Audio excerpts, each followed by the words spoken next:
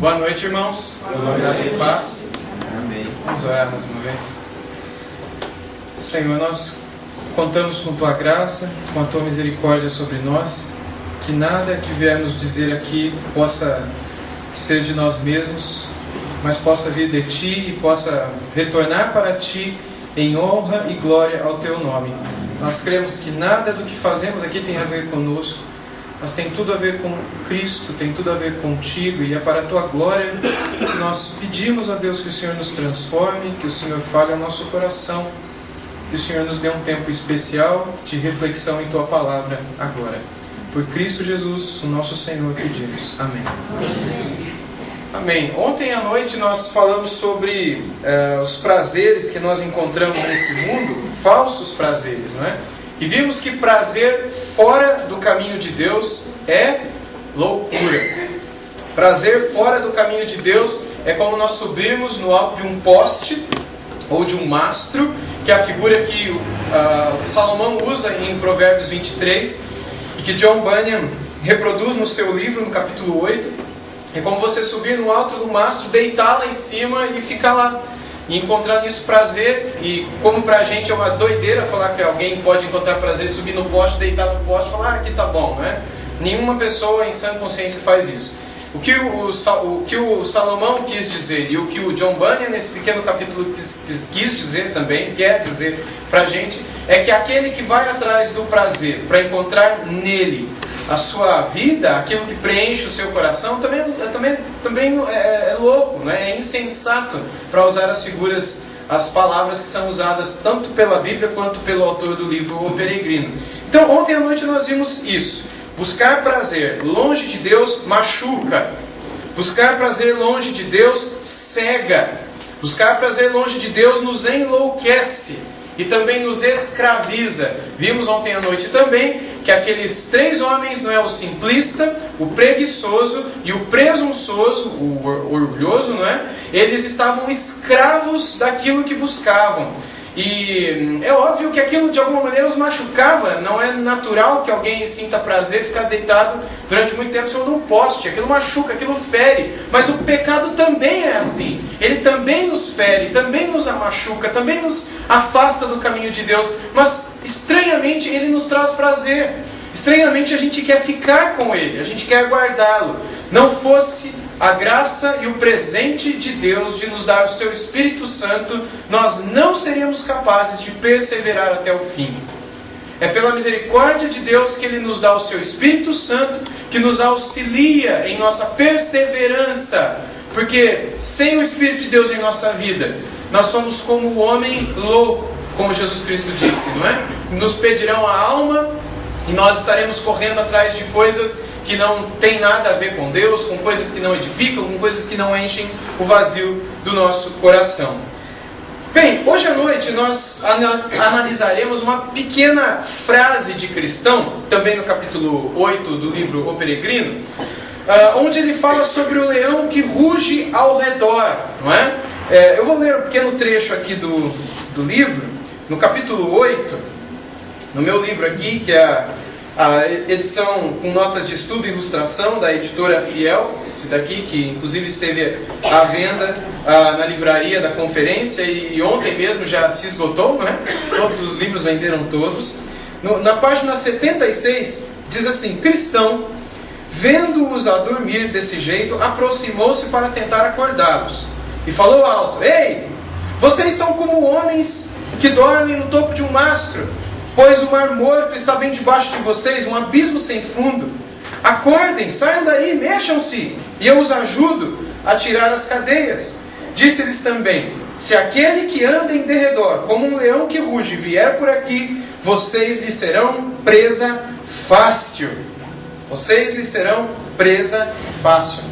Esse é aquele momento quando o cristão, após ter encontrado com a cruz, se encontrado com a cruz, o fardo cai de suas costas, de seus ombros, ele já não tem mais aquela escravidão, aquele peso em sua alma que o acompanhou e que o fez sofrer durante muito tempo, e agora ele entra num caminho curto, estreito, que possui duas muralhas, uma do lado esquerdo e do lado direito, e ele caminha naquele caminho. Na parede desse muro está escrito salvação.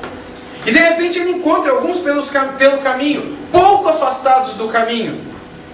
3 homens que estavam dormindo profundamente, com correntes amarradas no tornozelo. Lembra daqueles filmes onde nós víamos pessoas presas com bolas de aço, de ferro pesadas, acorrentadas aos seus tornozelos? Hoje não é comum a gente ter homens assim, presos dessa maneira. Naquela época era comum. Ele mesmo, John Bunyan, ficou preso assim por anos, por pregar o evangelho na Inglaterra, na cidade de Bedford, numa época em que isso não era permitido pelo rei daquele tempo. Então esses 3 homens estavam presos por essas cadeias em seus tornozelos. O nome de um era simplicidade, o outro preguiça e o outro presunção. E aí John Bunyan diz: olha, vocês parecem como alguém que sobe no mastro e fica deitado lá. Eu quero ajudar vocês. Mas eles não quiseram. Cada um cedeu ao desejo do seu próprio coração. E aqui então ele cita algo especial, e é sobre isso que nós vamos refletir hoje à noite. Ele diz: mexam-se e eu os ajudo. Se aquele que anda em derredor, como um leão que ruge, vier por aqui, vocês lhe serão por presa fácil. Vocês serão presa fácil para eles. Gente, John Bunyan tira isso de 1 de Pedro 5. Eu quero convidá-los a abrirem suas Bíblias comigo. Nós veremos 4 versos que ali estão. 1 de Pedro, capítulo 5, versículos 5 a 9. John Bunyan tira essa ideia. Tira daqui. 1 de Pedro, capítulo 5, a partir do versículo 5, nós lemos assim: rogo igualmente aos jovens, sede submissos aos que são mais velhos. Outros sim, no trato de uns com os outros, cingivos, todos de humildade, porque Deus resiste aos soberbos, contudo aos humildes concede a sua graça. Humilhai-vos, portanto, sob a poderosa mão de Deus, para que Ele em tempo oportuno vos exalte, lançando sobre Ele toda a vossa ansiedade, porque Ele tem cuidado de vós. Sede sóbrios e vigilantes. O diabo, vosso adversário, anda em derredor, como um leão que ruge, procurando alguém para devorar.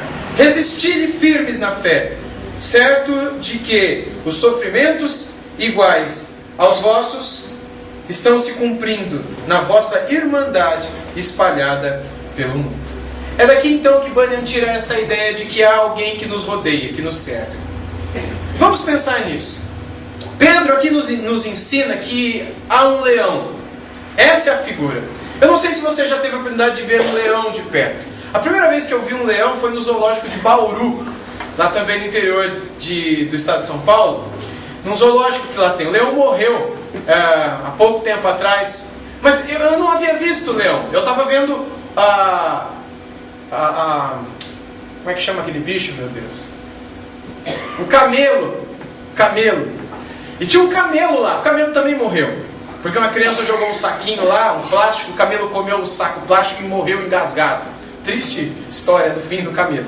Mas eu estava vendo o camelo com a minha família, e de repente eu escuto um barulho muito alto, um barulho estranho, e um barulho que deu um certo tipo de medo na hora, porque foi bem estranho. E aí todo mundo se olhou um para o outro, e os que não estavam entendendo aquele barulho começaram a se perguntar, e um outro disse: é um leão. Quantos aqui já ouviram o rugido de um leão? Quantos aqui já ouviram de perto? É um negócio terrível, não é? Alto, eu não imaginava que aquilo era tão alto, tão forte e tão temível. Eu não sei se todas as vezes que o leão faz aquele barulho com a boca é sempre assim, mas naquele dia foi assustador. O leão, ele é algo que... ele é um bicho, né? Bicho que assusta, que marca seu território, que é conhecido como o rei da selva, o rei do lugar onde ele vive, o rei do mato.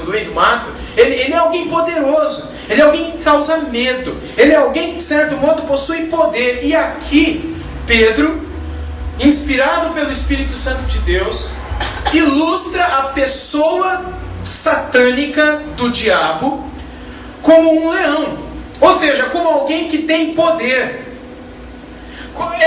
Como Martinho Lutero dizia que ele é um leão preso por uma coleira, mas ainda assim é um leão. A coleira está na mão de Deus. Ele não vai e não vem sem que Deus pelo menos o permita, como foi no caso de Jó.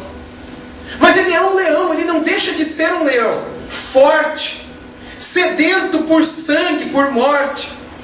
O leão, ele é esperto, aliás, todo felino o é. Você já viu um gatinho querendo pegar um passarinho? Como é que ele faz? Ele não faz barulho que nem o cachorro quer pegar o gato. O cachorro, quando vai pegar o gato, todo mundo percebe, porque ele late, ele faz aquela bagunça. Agora o gato, quando quer pegar o passarinho percebe? Ele fica na tocaia, ele fica naquela esperteza, naquela sagacidade, até que ele dá o bote, silencioso, e devora o animal. Assim são todos os felinos. O leão é o rei deles. Se você já teve a oportunidade de assistir a esses documentários que passam na televisão sobre esses momentos de caça, não é? Do leão, quando ele caça sozinho ou quando ele caça em bando. Via de regra ele caça sozinho, mas quando o bando é muito grande, eles se juntam em grupos para se autoprotegerem também. Mas é sempre dessa maneira, sem que a presa o veja. Porque é interessante para o leão que ele se mantenha imperceptível. Agora vamos voltar para o texto bíblico. Aliás, nós não saímos dele, mas trazer essa ilustração, a ideia da vida de um leão e das atividades de um leão, as atividades do diabo. O diabo também é sagaz, o diabo também é esperto, e o diabo também é silencioso. O diabo também anda ao nosso derredor. Ele não faz barulho para que nós o percebamos, porque se o percebêssemos, facilmente fugiríamos dele. Porque uma presa foge do seu caçador. É natural que nós fujamos daquele que quer nos matar, roubar e destruir. Mas, voltando um pouquinho ainda para John Bunyan, quando somos simplistas demais, quando somos preguiçosos demais, ou arrogantes, presunçosos demais, somos presas fáceis para a ação do diabo. Eu quero pedir que você me acompanhe agora na leitura de alguns trechos. O primeiro dele está em Efésios capítulo 6. Esse é um texto muito conhecido da palavra do Senhor. E ele fala sobre essa batalha espiritual que acontece na casa, na vida de todos nós, na família de cada um de nós. Efésios capítulo 6, versículo 12. Aliás, um pouquinho antes, né? Desde o 10 até o 12, nós temos assim: quanto ao mais, sede fortalecidos no Senhor, na força do seu poder, revestivos de toda a armadura de Deus, para poderes ficar firmes contra as ciladas do diabo, porque a nossa luta não é contra a carne ou sangue, e sim contra os principados e potestades, contra os dominadores deste mundo tenebroso, contra as forças espirituais do mal nas regiões celestes. Portanto, tomai toda a armadura de Deus, para que possais resistir no dia mau, e depois de ter desvencido tudo, permaneceis inabaláveis. E a partir daqui ele começa a falar sobre a armadura do cristão. Nós conhecemos essa armadura, nós falamos muito sobre o capacete, a espada, o escudo, a couraça, o sapato, a sandália. A gente conhece bem essa armadura do cristão. O ponto que muitas vezes é negligenciado é onde esse texto começa, onde ele termina. Qual é a perícope desse texto? Do que esse texto fala? Onde ele começa e onde ele termina? Esse texto, se nós formos estudar ele de uma maneira um pouco mais cuidadosa, nós perceberemos que a mensagem final do livro de Efésios, de Paulo aos Efésios, começa no capítulo 5, versículo 18. Veja comigo. Ele antes do verso 18, ele fala sobre os frutos da luz e os frutos das trevas. Ele está falando sobre as obras da carne e as obras do Espírito. E aí então, antes de chegar à conclusão, ele fala de que nós precisamos nos encher do Espírito, porque senão nós nos encheremos de outras coisas. Ele usa aqui a mesma ilustração que Salomão usou, o vinho, mas não é o vinho em si, é o se encher de prazeres que levam para longe de Deus. O vinho em si não é nada, e ele pode nem mesmo ser um prazer. Mas tanto o vinho, quanto o dinheiro, quanto a pornografia, quanto a cobiça, quanto a comida, quanto a fama, quanto o diploma, quanto um terreno, quanto uma aquisição, quanto tudo que pode ocupar o lugar de Deus em nossas vidas. Estas coisas podem se constituir prazeres para a gente. E isso impossibilitará o cristão de ser cheio do Espírito Santo. Se você se enche de prazeres outros, você não pode se encher do prazer de Deus. Não dá para o meu coração ser cheio de prazer por Deus e ao mesmo tempo ser cheio de prazer por outra coisa, pelo pecado. Eu não posso ter dois senhores me guiando, protegendo e satisfazendo. É apenas um. que tem o poder de fazer tudo isso. Então Paulo fala disso no verso 18. Não vos embriagueis com vinho, no qual há dissolução, mas enchei-vos do Espírito. E ele vai falar sobre como nós nos enchemos do Espírito. Ele fala sobre cantarmos, sobre falarmos, sobre orarmos e sobre sermos sujeitos uns aos outros, sujeitando-nos uns aos outros. Enquanto cantamos, enquanto oramos, enquanto meditamos na palavra, nos salmos, enfim, sujeitando-nos uns aos outros no temor de Cristo. A mulher ao seu marido, o marido à mulher em respeito e amor, como Cristo é sujeito ao Pai, como a igreja é sujeita a Cristo. E ele começa a falar sobre os papéis que se complementam no casamento. Ele dá alguns papéis da mulher, dá alguns papéis do homem. Ele depois fala dos papéis dos filhos. E, gente, ele está falando sobre se encher do Espírito. Ele está dizendo de maneiras como vivemos em nossas famílias, em nossas relações familiares, por meio das quais nós podemos também ser cheios do Espírito Santo enquanto vivemos em nossas famílias. Ele fala dos servos também, que naquela época viviam, os escravos, dentro dos lares. E, enfim, depois de falar de tudo isso, ele começa a falar sobre batalha espiritual. De modo que o contexto da batalha espiritual no livro de Paulo aos Efésios não é em si a igreja, mas é a família. Homens casados, mulheres casados, filhos, pais, todos. É no contexto do encher-se do Espírito, onde ele diz que isso melhor se efetua quando nós vivemos o nosso papel em nosso lar, glorificando a Deus em nossa família, que nós devemos ficar espertos, ficar atentos, lembra da palavra de Jesus, de sermos simples como a pomba e prudentes como a serpente? Nesse sentido de sagacidade, como a serpente, espertos para olharmos para a esperteza e sagacidade da antiga serpente e agirmos também de modo prudente, agirmos de modo sábio e não de modo preguiçoso, de um modo simples demais, bobo demais, de um modo relaxado demais e às vezes até presunçoso demais. Há pessoas que presumem que nunca serão atingidas pelo diabo. Tocada você não vai ser mesmo. Porque uma vez que você é nascido de Deus, 1 João 5 diz que o maligno não lhe toca. Mas ele continuará ao seu redor. Ele continuará ao redor da sua família. Ele continuará ao redor da igreja. Ele continuará ao redor do povo de Deus. Ele não está ao redor daqueles que se prostituem. Ele não está ao redor daqueles que se embriagam, daqueles que matam, daqueles que estupram. Ele está ao redor daqueles que amam a Deus, querendo perverter-lhes o caminho. Pois nele há o prazer da morte, da destruição. Ele é como ladrão, Jesus Cristo disse. Eu vim para que vocês tenham vida e vida em abundância. Mas e ele, o diabo? O diabo só vem para matar, roubar e destruir. Ele não mata quem já está morto. Ele não destrói quem já está destruído aos olhos de Deus. Ele faz isso com aquele que está no caminho estreito. Ele anda ao derredor daqueles que estão no caminho estreito, querendo lhes fazer também presunçosos, preguiçosos ou simplistas demais. Aqui nós temos Pedro então exortando a igreja, ou as igrejas para as quais ele escreve, dizendo: fiquem atentos, em 1 de Pedro 5. Em Efésios 5 e 6, Paulo também: fiquem atentos. No final das duas cartas, no final de Efésios, no final de 1 Pedro, ambos, Paulo e Pedro, dizem à igreja: estejam atentos.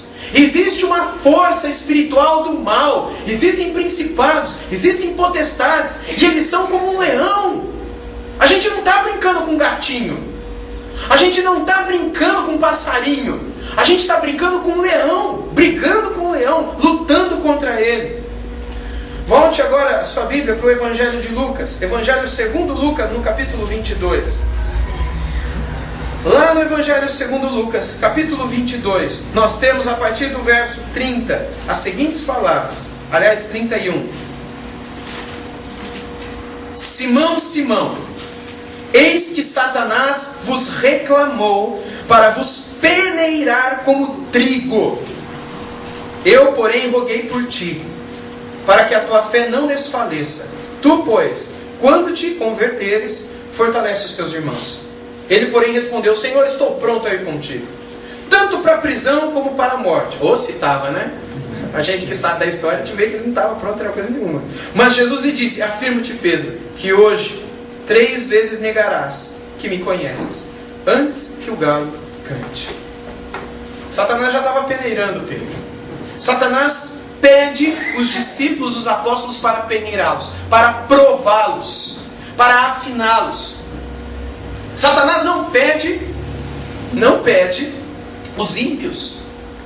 Satanás não pede os assassinos, os traficantes. Satanás não pede aqueles que estão fora. Satanás pede aqueles que estão ali do lado do próprio Cristo, dormindo com Ele, acordando com Ele, almoçando com Ele, vendo-o curar, se alimentando das palavras dEle, tendo suas vidas transformadas pelo poder do seu Evangelho.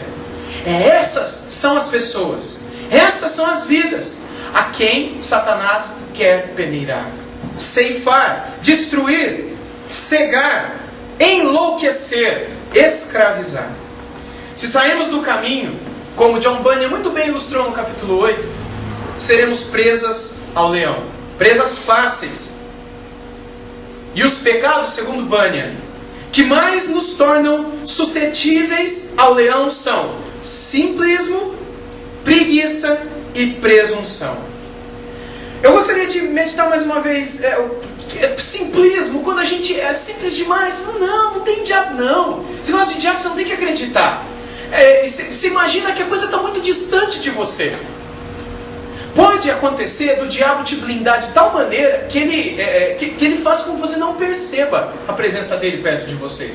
E se você continuar agindo com essa simplicidade extrema, você será presa fácil dele. Ou seja, nós não podemos nos esquecer, Ele está. Gente, se nós temos a promessa de Jesus estar sempre conosco, estarei convosco todos os dias até a consumação dos séculos, a gente também tem a certeza da presença do diabo conosco todos os dias, até o final da nossa vida.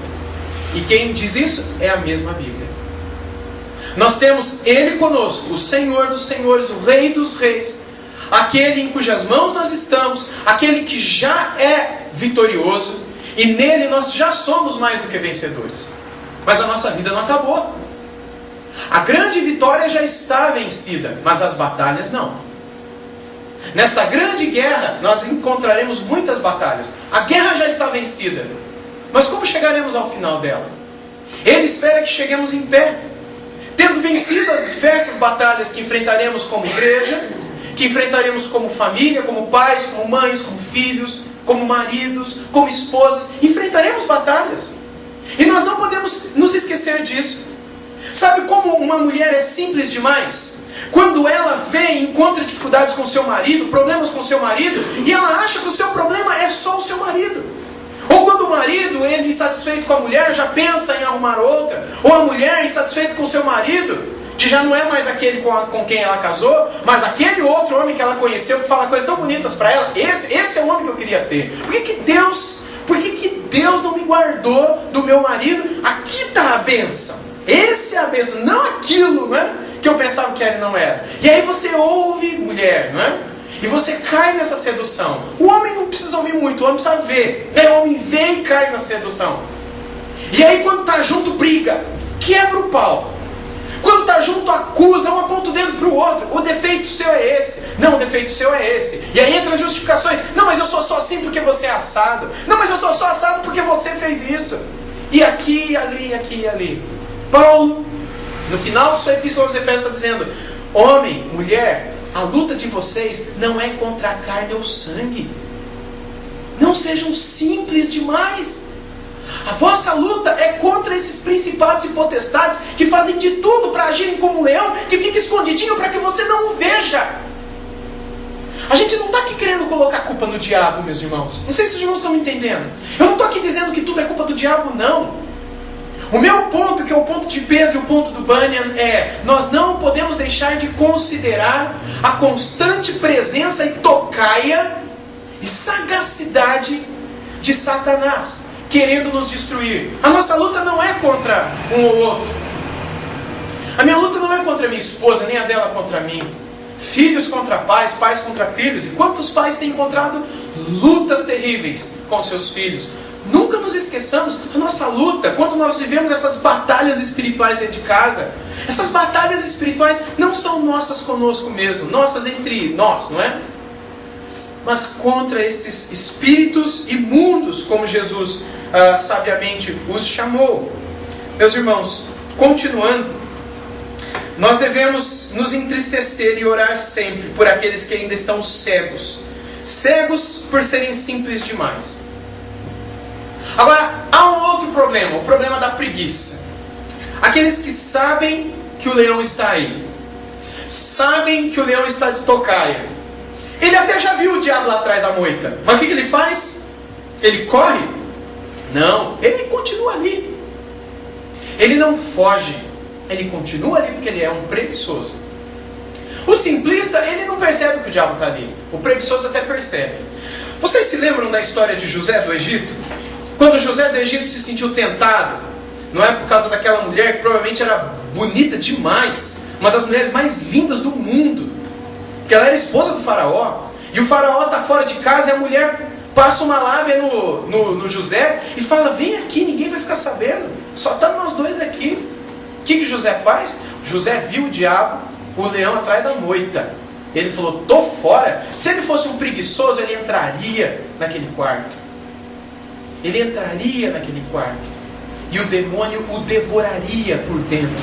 Ele desfrutaria de um pouco de prazer, mas a sua alma seria devorada, cuspida, pisada. Ele sairia dali com um sentimento de prazer, mas com a sua alma ferida. Ele voltaria para o seu quarto, deitaria no travesseiro a cabeça e se encontraria novamente com aquele buraco dentro de sua alma, aquele vazio no seu coração, porque aqueles poucos minutos de prazer não preencheriam.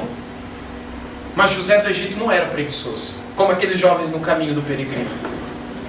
E por não ser preguiçoso, na hora que ele percebeu a sagacidade e a prontidão de Satanás para atacá-lo, ele foge e corre. Corramos nós também. Fuja você, fuja eu. Quantas vezes temos sido preguiçosos diante do pecado, que está sempre diante dos nossos olhos, do nosso coração. E o último exemplo é o da presunção. Arrogante. O diabo não me toca, o diabo não me pega. Não, o diabo que venha. Pode vir o exército todo do inferno que eu estou de pé. Já viu esse tipo de coisa? Pode vir todos os demônios que ninguém me pega, eu sou filho do rei. Aí na mesma hora que o cara fala um negócio desse, orgulho, o diabo nem precisa relar, né? Pronto, já está tudo aí dentro. Ó. Essa arrogância, esse orgulho, é o que mais te assemelha a mim, diria o diabo. Não há pecado que mais nos torna semelhantes ao diabo do que o orgulho. Eu sou forte, eu não caio. Aquela senhora, aquele senhor que roubou, que cometeram adultério, eu jamais faria um negócio desse. Você acabou de cometer um negócio muito pior do que aquilo. O diabo não adultera, mas o diabo, ele é orgulho por essência. Ele tem o orgulho em sua alma. Ele age de um modo arrogante e rebelde contra Deus. Fuja disso. Fuja dessa ideia. Fuja dessa tentação. Porque senão você continuará a ser presa fácil ao diabo. Bem, como eu estava dizendo, e aqui eu já vou para a minha conclusão, nós devemos nos entristecer e orar por aqueles que estão no caminho, mas tão preguiçosamente, não é? Tão preguiçosamente. Precisamos orar por eles. E também devemos orar por nós mesmos. Porque, meus irmãos, nós só podemos ter duas certezas nesse mundo. A certeza de que o Senhor estará sempre conosco e de que o diabo também. Nós só estamos nas mãos do Senhor, mas o Senhor muitas vezes nos permitirá que o diabo se aproxime, nos tente, nos prove. Ele fez isso várias vezes e com vários dos seus filhos. Conosco não será diferente. O ponto é, onde é que estará o nosso coração na hora da provação? Estará no pecado ou estará no Senhor? Porque se estiver no pecado, a gente vai passar pela peneira de Satanás. A gente vai ser ferido, a gente vai cair. E quais são as orientações de Pedro? Para concluirmos, voltando lá para 1 de Pedro 5, onde começamos. Ele disse: rogo-vos, 1 de Pedro 5,5, igualmente aos jovens, sede submissos aos que são mais velhos. Outros sim, no trato uns com os outros. Então, a primeira orientação, se você e eu queremos permanecer de pé contra as armadilhas do leão, do diabo, se nós queremos permanecer de pé, é essa daqui: sejam submissos aos demais, sejam sujeitos aos demais, uns aos outros no trato. O que significa isso? Significa agirmos, não é simplesmente com humildade, mas com prontidão de serviço. Essa é uma maneira de nos humilhar. Aliás, ele vai tratar sobre isso, isso está no coração dessa pequena passagem: a humilhação, a humildade, o se esvaziar e viver para o outro. Isso nos treinará, nos fortalecerá para não vivermos pensando em nós. O contrário de você ser humilde, se humilhar, pensar no outro, é você ser orgulhoso, pensar em si mesmo e não pensar mais em ninguém. Isso faz de você presa fácil. Nós não estamos aqui para pensarmos apenas em nós. Nós não estamos aqui para satisfazermos a nossa carne. Paulo, eu estou linkando todos esses textos. Em Efésios 5, quando ele fala sobre o papel do marido, ele diz: maridos, amai vossas mulheres como Cristo amou a igreja. E vocês devem alimentá-las e servi-las como se fossem servir e alimentar a sua própria carne. Porque ninguém deixa de cuidar de sua própria carne. Antes alimenta, cuida dela e tudo mais. Assim também vocês devem agir pensando na esposa de vocês. E, meus irmãos, isso é quase impossível. É mais difícil essa atitude do que quando ele diz para as mulheres serem submissas aos maridos. Isso é fácil. Perto dessa atitude do homem ter que amar a mulher como Cristo amou a igreja, de fato é impossível. Mas os homens têm uma grande responsabilidade de agirem assim, se esvaziando de si mesmos, procurando compreender qual é o prazer que enche o coração de sua esposa. E uma vez que ele se esforça para satisfazer e dar prazer ao coração da sua esposa, porque ele não casou para ser satisfeito e para ter prazer, mas para satisfazer e dar prazer. Essa é a visão cristã. Ele vive para alguém, ele vive para outro, e quando ele faz assim, então ele está vivendo debaixo da proteção. Ele não está pensando em si, ele está se humilhando, ele está sendo humilde, ele está sendo sujeito, submisso também. Curiosamente, Paulo, quando inicia a palavra dele lá sobre a mulher ser submissa ao marido, aliás, essa palavra nem está na língua original. Vocês têm um mestre aqui, não, doutor aqui em línguas, na língua grega, essa palavrinha nem está lá, da mulher ser submissa ao marido. Não está. Aí as mulheres, um dia eu disse isso na igreja, ela, glória a Deus, né, amém e tal. Eu falei, mas calma lá, no verso anterior ele diz: sujeitai-vos uns aos outros no temor de Cristo. Então a sujeição é do marido para a mulher, da mulher para o marido. Nós precisamos reentender isso, ressignificar no sentido de voltar ao significado original. A ideia principal, que é somente essa, ela tem um significado muito mais amplo, mas se puder, fiquem apenas com isso. Nenhum de nós entra num relacionamento para sermos satisfeitos, mas para satisfazer. Nenhum de nós busca uma amizade, busca um namorado, busca uma noiva, busca um marido, porque queremos ser felizes, preenchidos. Não, nós entramos para amar, para doar, para satisfazer, para oferecer, para morrer se for possível, para cuidar, na alegria ou na doença, na pobreza ou na riqueza, enfim, né? Para fazer e não para receber. É disso que Pedro está falando lá em 1 de Pedro 5. Sejam submissos uns aos jovens, né, aos que são mais velhos, outros sim no trato uns com os outros. Essa é a ideia. E ele continua, outra recomendação: a humildade. Cingivos todos de humildade, porque Deus, olha isso, Deus resiste os soberbos. O próprio Deus fica longe dos presunçosos, dos arrogantes. Contudo, aos humildes ele concede a sua graça. E ele continua: humilhai-vos. Hoje em dia as pessoas falam que se humilhar é coisa feia, né? Não se humilha, não. Meus irmãos, a Bíblia diz exatamente o contrário. A Bíblia diz que a humilhação é algo belo demais aos olhos de Deus, e que fortalece demais aquele que chega a esse ponto, a esse nível de atitude. Humilhai-vos, portanto, sob a poderosa mão de Deus, para que Ele em tempo oportuno vos exalte, lançando sobre Ele toda a vossa ansiedade, porque Ele tem cuidado de vós. Sede sóbrios, aqui entra outra, sobriedade, ou seja, não estar embriagado por nada deste mundo. não estar embriagado pela pornografia, não estar embriagado pela ganância financeira, não estar embriagado pelos títulos, não estar embriagado mesmo pelo álcool, não estar embriagado por nada deste mundo, mas estar embriagado, que Deus me perdoe se eu estiver errado, mas que estarmos embriagados pelo próprio Deus. Vocês entendem a figura aqui? Cheios de Deus. Um bêbado, quando ele está muito embriagado, ele fede álcool. Vocês já viram isso? É como a gente está embriagado de Deus a ponto das pessoas sentirem o bom perfume de Cristo em nós. Cheios de Deus. Essa é a ilustração de Paulo, eu não estou inovando nada aqui. Cheios de Deus. Por isso, sede sóbrios.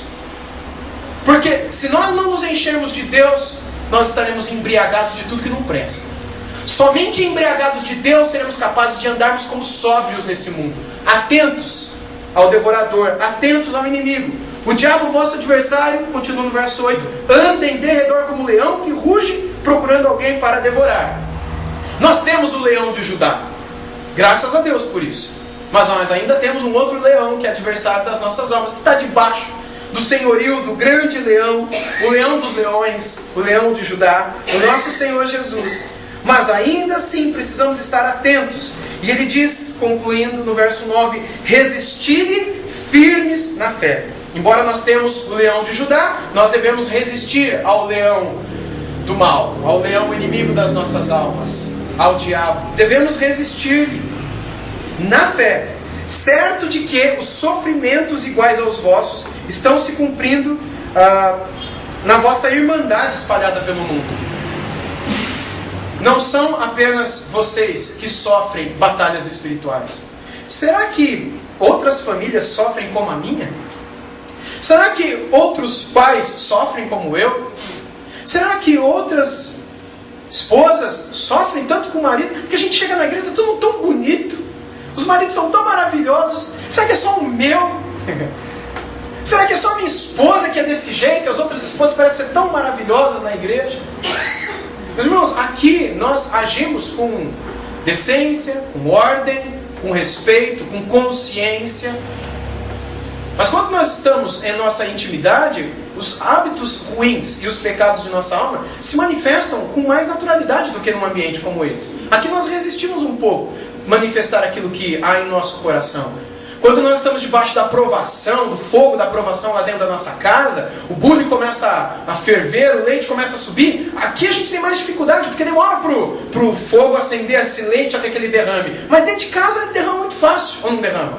É muito fácil a gente explodir, é muito fácil a gente ser quem a gente é. E entenda, todas as pessoas que estão no caminho estreito passam pelas mesmas batalhas, passam pelas mesmas lutas. Talvez você não perceba isso quando estiver vivendo com aquelas pessoas. Talvez, olhando para uma família, olhando para outra família, onde parece que tudo é bem, se você pudesse conviver uma semana morando junto daquela família, dormindo no quarto ao lado daquela família, você perceberá que eles passam tantas batalhas quanto você também passava ou passa. Você perceberá que em nada eles têm diferente de vocês. Nada os outros filhos têm, nada os outros pais têm também. A diferença então não está nas batalhas. Todos passamos. Pessoas estão sofrendo no mundo inteiro. A diferença está naquilo que enche o seu coração, naquilo que embriaga a sua alma, naquilo que te traz pleno prazer e satisfação, se é o Senhor ou se são as coisas desse mundo. Ele diz então para sermos sóbrios e vigilantes, ou seja, não esquecer de que tudo isso é fato. A vigilância com a qual Pedro termina essa pequena passagem que lemos, nos ensina de que a gente tem que ficar atento. Tudo isso é fato, isso daqui não é historinha, isso daqui não é brincadeira. Nós não temos um gatinho nos esperando lá fora, nós temos um leão que está ali do lado de fora, nos esperando para devorar a nossa alma. Através daquilo que vemos, através daquilo que ouvimos e de outras formas mais. Ele está nos esperando. Enchamos o nosso coração de Deus, para que possamos resistir-lhes firmes na fé.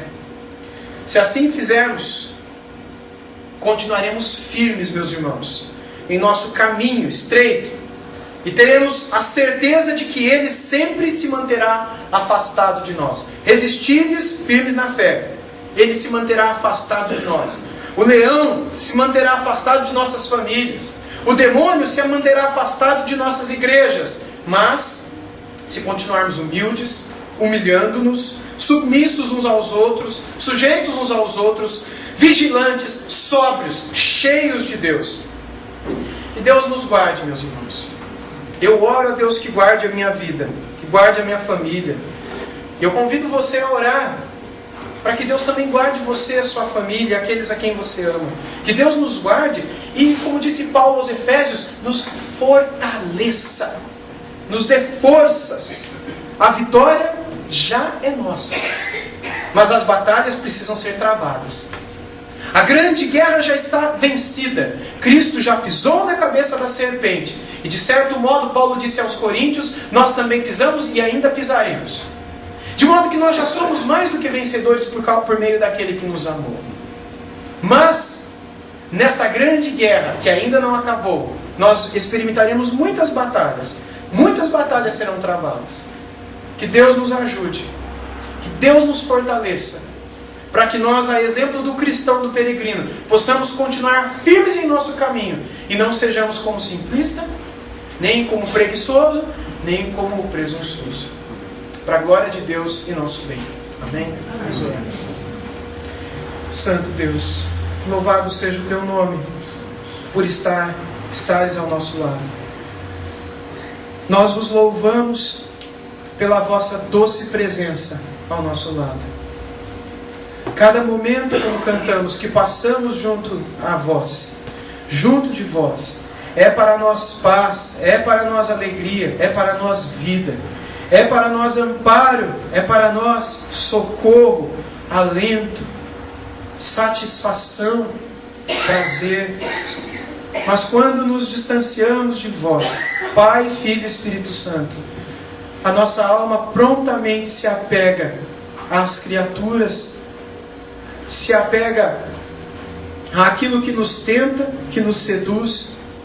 Por isso vos rogamos, dá-nos tua proteção, dá-nos vossa proteção, vossa segurança, dá-nos vossa força, fortaleça-nos no Senhor, como Paulo disse aos Efésios.